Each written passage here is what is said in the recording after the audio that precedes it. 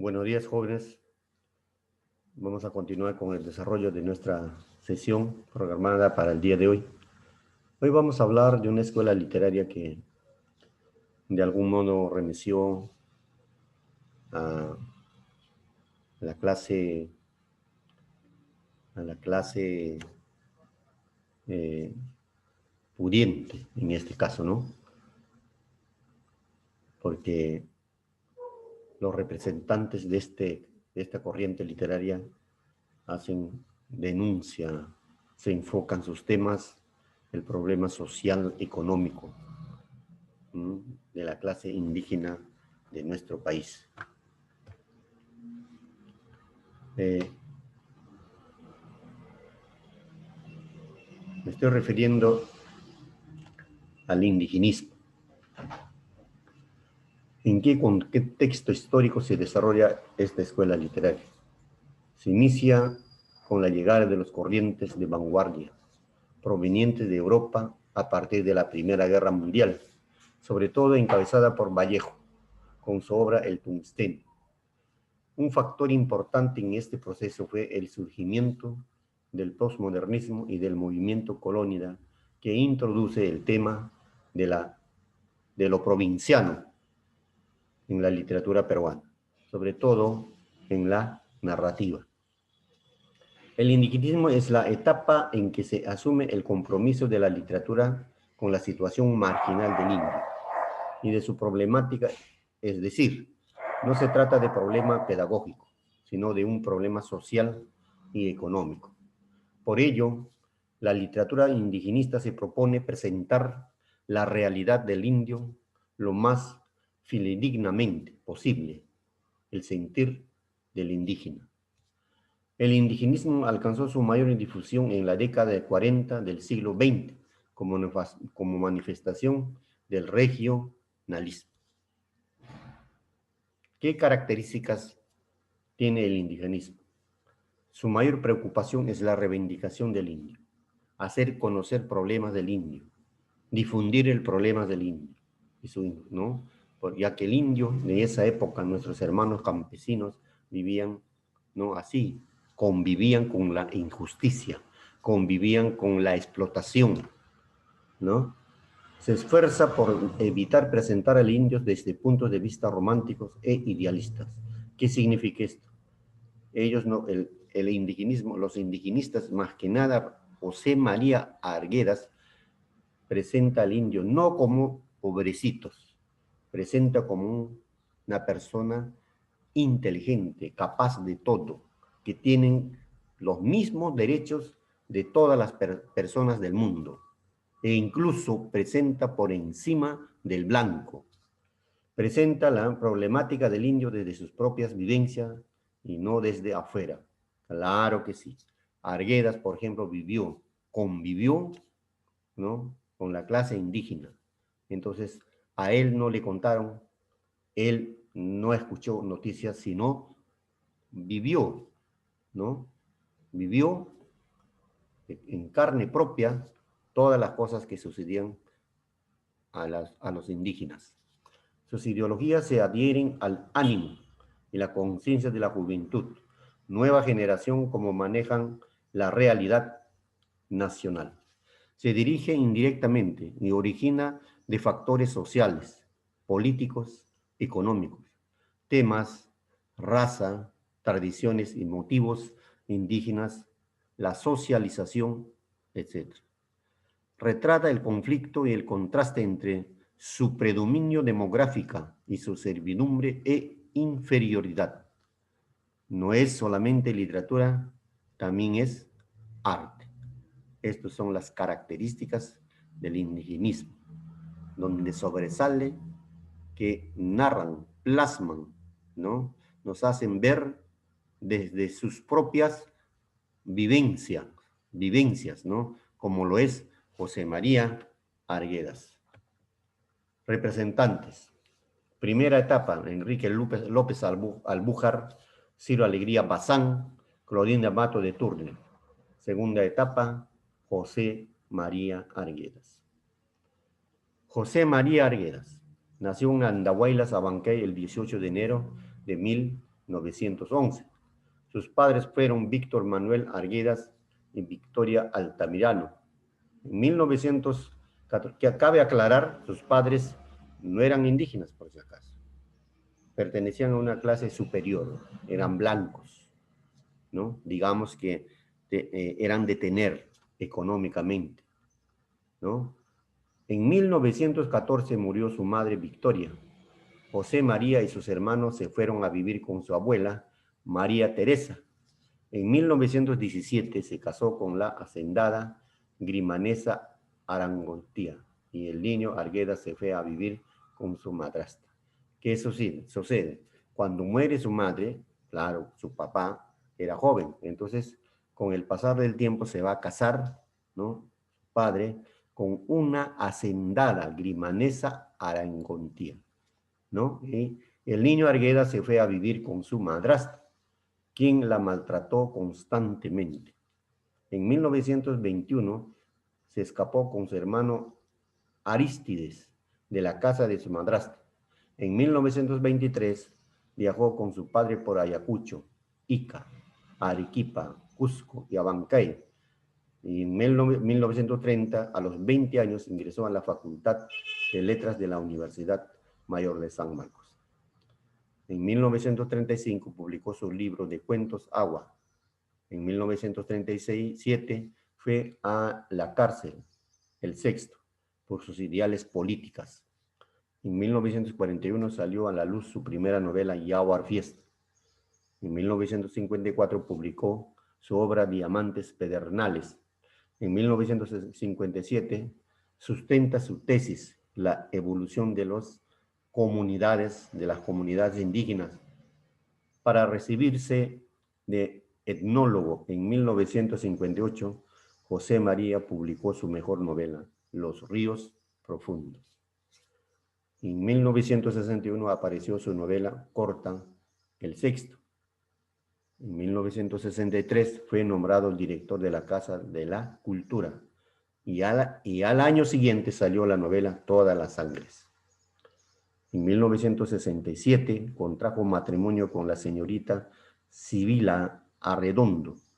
El 28 de noviembre de 1969 se metió un balazo en el baño de la Universidad La Molina, pero luego de una larga agonía falleció el 2 de diciembre del mismo año.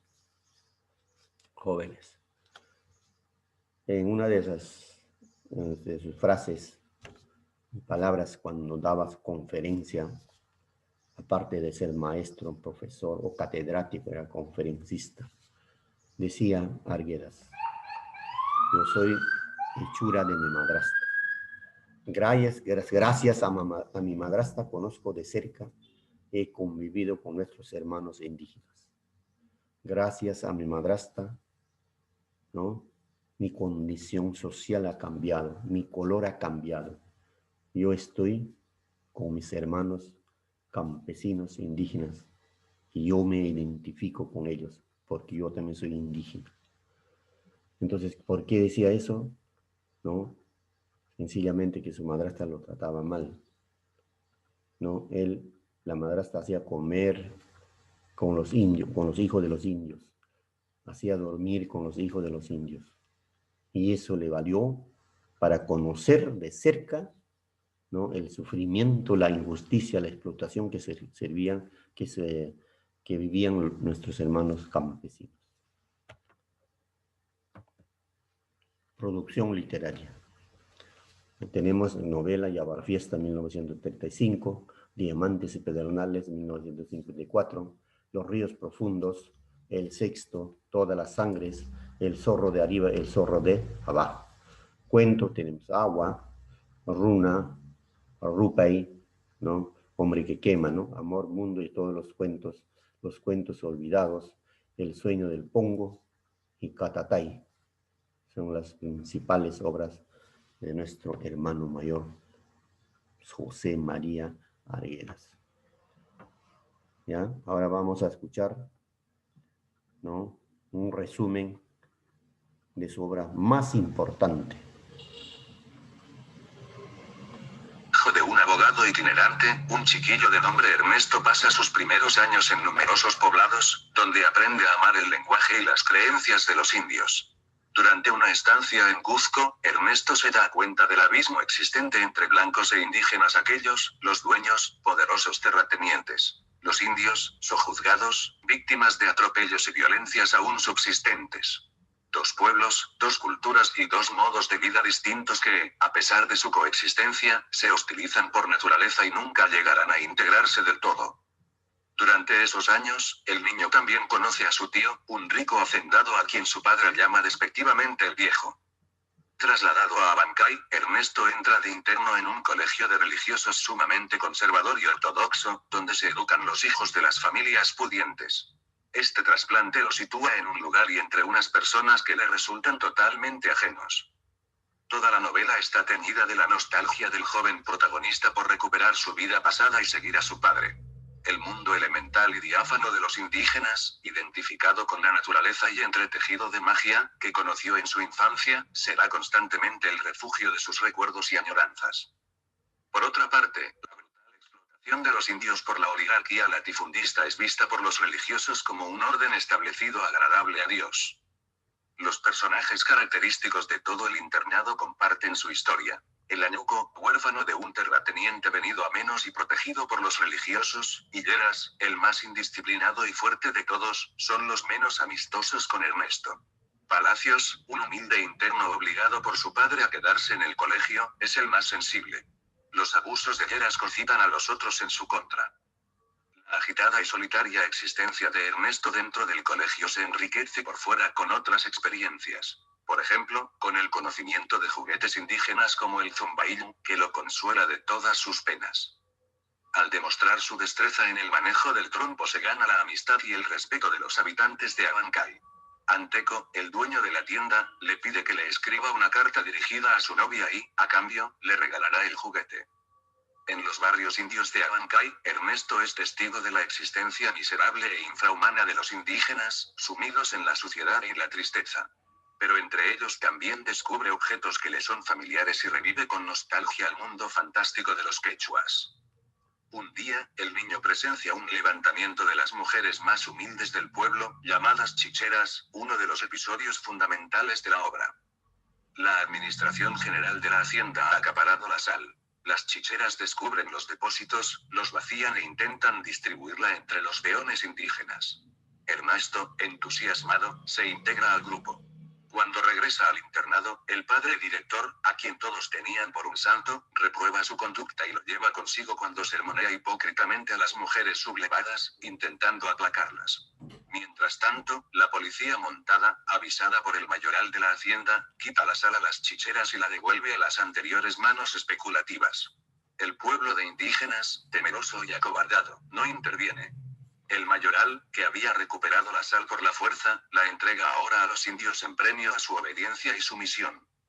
Pero, doña Felipa, la jefa de las chicheras, se ha convertido en el terror de los hacendados y vaga con sus seguidoras por los campos.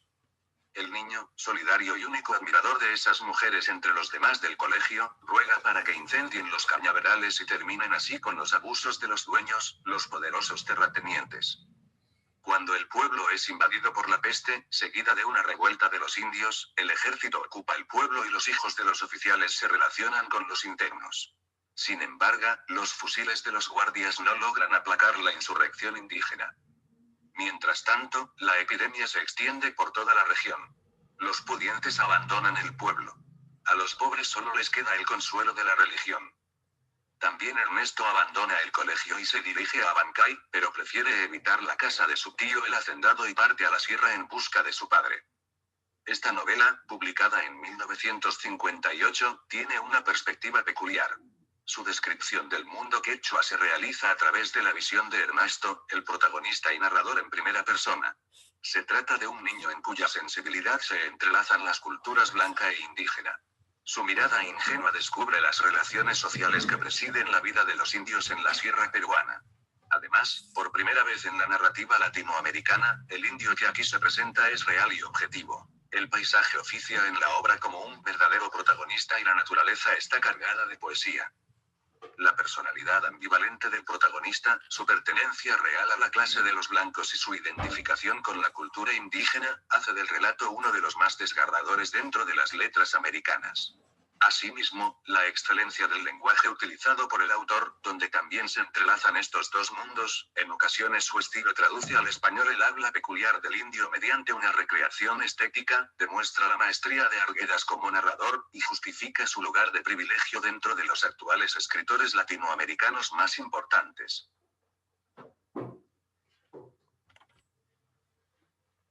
Bueno, hemos escuchado atentamente el contenido de esta obra, Los ríos profundos.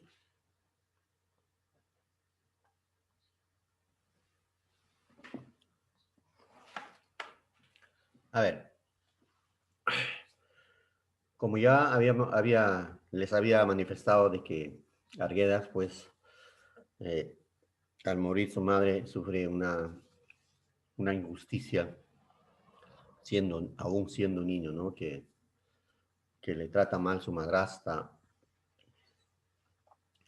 ¿no? Y como su padre era abogado, entonces él iba a litigar a diferentes lugares. Lo dejaba con sus madrastras y sus hermanastros mayores que también lo maltrataban. Ahí es que él, pues, ve de cerca, ¿no? La situación de los indígenas. Los ríos profundos es una obra ¿no? Eh, que nos hace ver, por ejemplo, a un niño, ¿no? Protagonista principal, Ernesto. Siendo él mismo, ¿no? El mismo Arguedas, ¿no? En donde nos hace ver, por ejemplo, en diferentes escenarios, el contenido en diferentes escenarios, ¿no? Por ejemplo, el Cusco, la hacienda de Patibamba, Abancay, el colegio religioso donde también estudió por una temporada, ya. Luego Huanupata, el barrio de las Chicheras, son los escenarios, ¿no? En donde se desarrollan los acontecimientos de esta obra. Los ríos profundos es subjetivo porque toda la acción se rememora en la conciencia del narrador adulto, que recuerda los sucesos en su etapa adolescente del protagonista. Y por ese motivo, el tiempo no es lineal, ya que la acción se mueve del pasado al presente, saltos, escogiendo ciertos momentos, ¿no? De acuerdo a las preferencias del narrador. Personaje principal, ¿no? Ernesto, protagonista, es el que narra los hechos de la obra. Ernesto es José María Arguedas, muchacho de 14 años que vive entre los mundos diferentes, ¿no? Dos mundos diferentes, el de los blancos y el de los indios. Como les dije, en realidad, Arguedas pertenecía al mundo de los blancos, ¿no? Pero su convivencia, su identificación, lo hace, ¿no? Al lado de los indios. Luego tenemos personajes, por ejemplo, Gabriel, padre de Ernesto, abogado de profesión, recorre con su hijo Ernesto gran parte de la sierra, ¿no? La sierra del Perú, ¿no? El viejo tío de Ernesto, su nombre es Manuel Jesús, gran terrateniente que se caracteriza por ser avaro, violento y prepotente. Tenemos también la Opa Marcelina, mujer demente que es recogida por los padres y que es ayudante de la cocina. Luego tenemos a Padre Linares, director del colegio donde estudia Ernesto. Padre Cárdenas, docente del colegio. Doña Felipa, líder de las chicheras, mujer de contextura robusta, ¿no? De grandes, ¿no? De una característica con textura gruesa. Los colonos, ¿no? Indios que trabajan como contratados en la hacienda de Patibamba. Tenemos otros personajes, Añuco, compañero de colegio de Ernesto, ¿no? Hieras, huérfano, amigo, protector de Añuco. Anterio Samanés, compañero de Ernesto. Palacios, compañero de pequeño Ernesto. Romero, muchacho de deporte atlético, de gran estatura que sobresale en un salto, ¿no? No tenemos otros personajes, Chauca, Peluca, Valle y otros más. En cuanto a los personajes, se puede clasificar, ¿no? Hasta 3 grupos, ¿no? ¿Ya? 3 grupos, ¿no? Tenemos, por ejemplo, personajes del mundo blanco, los hacendados, los padres linares, soldados costeños, señoras de la hacienda, Gerardo el Costeño, Antero Hacendado, Añuco y otros. Y personajes del mundo del indio, tenemos indios de la ciudad, cocinera del colegio, Romero, indio, transculturado, Palacitos, indio transculturado, los músicos indios. Y personajes que encuentran entre los dos mundos, Ernesto, joven, ¿no? José María Arguedas, hermano Miguel, soldados indios, Felipa la Chichera, Marcelina y otros más. ¿Ya? Entonces, ¿qué nos hace ver Arguedas con esta obra? ¿No? Es decir, el tema principal de esta obra es el conflicto entre el mundo indígena y el mundo occidental, ¿no? Es decir, el conflicto entre el mundo indígena, es decir, nuestros hermanos campesinos, ¿no? Con los españoles, ¿no es cierto? Con los españoles, que las personas que habían llegado de otros países, de otros continentes, y aquí al final, pues, ¿no? Gracias a las autoridades, gracias a los jueces, gracias al Estado mismo, se convierten dueños, ¿no? De grandes tierras, quitándolos así o despojándolos así los verdaderos dueños que eran los indios, en donde los indios se convierten en esclavos. Tenemos, por ejemplo, temas, la violencia racial y social, el sistema dominante y opresivo de la educación, plena identificación con el mundo andino, ¿no?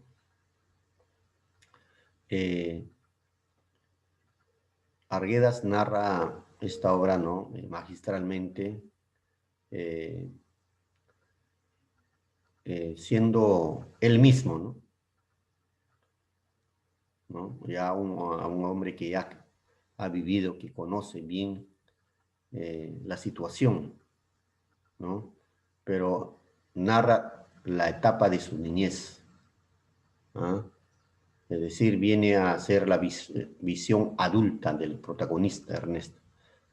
El segundo narrador aparece en forma esporádica en la novela, es el que se encarga de completar y mejorar la comprensión, ¿no? Del contenido de la obra. ¿Ya? ¿Qué más podemos ver? El estilo de Arguedas, pues se utiliza para escribir la novela Los ríos profundos. Se caracteriza por ser sencillo, pero que tiene gran peso literario. El autor llega al lector con una sencillez en la parte expresiva, utilizando giros de la región andina para que pueda comprender el maravilloso Perú profundo. Tenemos también, ¿qué valores rescatamos? ¿No? Valor literario, tiene un gran valor literario. La obra se caracteriza esencialmente por su sencillez y está alejado de los adornos retóricos. Arguedas utiliza los recursos literarios con suma mesura, sin caer en la exageración y así lograr, ¿no? Escribir una obra literaria de excelente calidad. También encontramos el valor humano. El escritor Arguedas presenta en su obra literaria al indio como un personaje profundamente humano. Para el autor, el indio es humilde, triste, de perfil bajo, pero también es altivo, valiente, perseverante, tierno, amoroso, grande y poderoso. En el aspecto cultural, Arguedas nos ofrece una radiografía de la vida cultural del mundo andino, ¿no? En la obra, el autor nos habla de las costumbres, de las fiestas tradicionales, las creencias religiosas, de un pueblo olvidado y sumergido en la ignorancia por falta de educación. ¿Qué podemos rescatar como una enseñanza? Como enseñanza, o siempre nosotros cuando leemos una obra, pues, ¿no? Siempre nos va a dejar una enseñanza. Los ríos profundos es profundamente humano. Nos pide que debemos revalorizar, ¿no? Respetarnos, ¿no? Entre nosotros, entre semejantes, valorarnos entre nosotros, ¿no? Pero al hombre del Ande que por siglos fue maltratado, humillado, explotado por las clases dominantes, ¿no? Bueno, para terminar, jóvenes, Los ríos profundos es la mejor obra de José María Arguedas, según los investigadores y críticos literarios, ¿no? La novela goza de una gran calidad literaria y está constituido de 11 capítulos. Los personajes están bien diseñados y cada uno de ellos cumple el papel que le corresponde. El protagonista es el mismo autor de la obra y es el narrador, es el niño Ernesto. Las acciones se desarrollan en diferentes lugares, ¿no? De la Sierra del Sur, del Perú, mostrándonos la belleza de la Ande. Y en el aspecto formal, el autor tiene un buen dominio de las técnicas narrativas, así como también el manejo de los recursos literarios, ¿no? Con los cuales logra escribir una buena novela que nos hace ver la situación, ¿no? De nuestros hermanos indígenas en aquellas épocas, ¿ya? Bueno, eso es todo, jóvenes. Espero que hayan entendido. Por favor, se les recomienda leer ¿no? Los textos que hay ¿no? En sus libros, así para terminar con todas las actividades.